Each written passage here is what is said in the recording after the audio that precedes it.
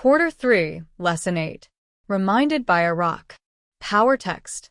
It is the Lord your God you must follow, and him you must revere. Keep his commands and obey him, serve him and hold fast to him.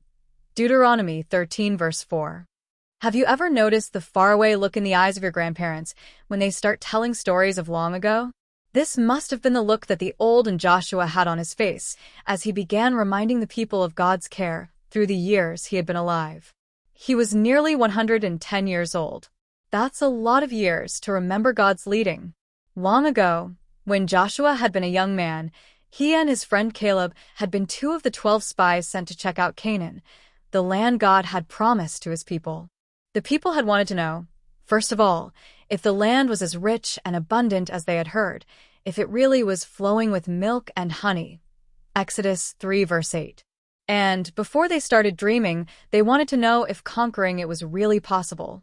Of the 12 men sent on the mission, only Caleb and Joshua believed that God would give them all the wonderful things they saw: houses, well-established farms, vineyards, goat herds.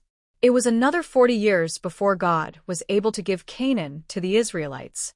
This was because so few at that time believed God's promise. But with God's help, the children of Israel had finally conquered Canaan and now lived in those farms and houses on the fertile land. The Bible says that God had given them peace. Now Joshua was old, and he wanted his children and grandchildren to continue to live in peace and prosperity.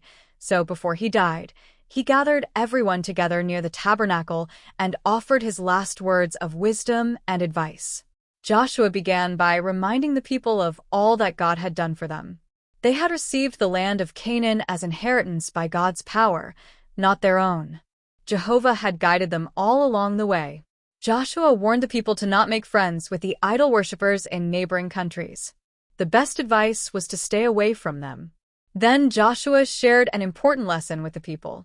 Once they would become friends with evil, it would no longer seem so evil. Trying to be friends with both God's followers and Satan's followers is impossible. Unfortunately, Satan's followers become like a trap. Joshua warned the people that those traps would lure them on for more. The evil practices would become like blinders over their eyes, so they wouldn't be able to see what was wrong. Eventually, the land of Canaan would return to its original owners if the Israelites forgot God. Joshua wasn't threatening the people. He was calling their attention to the natural sequence of cause and effect. If an Israelite woman married a Canaanite man who worshipped idols, their oldest son would inherit the property when his parents died. If that child married another Canaanite, it was not likely that they would honor and worship God. That family would gradually adopt the sinful practices of the idol worshippers. As a result, they would lose their identity among God's people, choosing instead to associate with the Canaanites. But suppose God's followers married only God's followers. Suppose all the Israelites continued to worship God and followed his guidelines for happiness. Then the land would continue to belong to God's people. The Israelites would then continue to enjoy peace, happiness, and freedom. At the end of his speech, Joshua told the people they would have to decide. They could keep the land if they chose to follow God's leading and worship only him. But they had to get rid of the idols. Then every day, they must decide whom they would worship, the true God or idols. Such decisions have 2 parts, facing one way and turning one's back on another way. When people follow God, they turn their backs on Satan. Then Joshua told them what his own choice would be. He and his family had decided to worship God. The people said they had made the same choice. Then Joshua took a stone and rolled it near the tabernacle.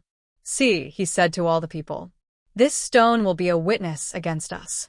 It has heard all the words the Lord has said to us. It will be a witness against you if you are untrue to your God." Joshua 24 verse 27 NIV. Joshua died soon after that, at the age of 110. But if ever people had second thoughts about their decision, all they had to do was to go to the tabernacle and look at the huge stone, a reminder of their decision to worship only the living God and to follow his guidelines for happiness.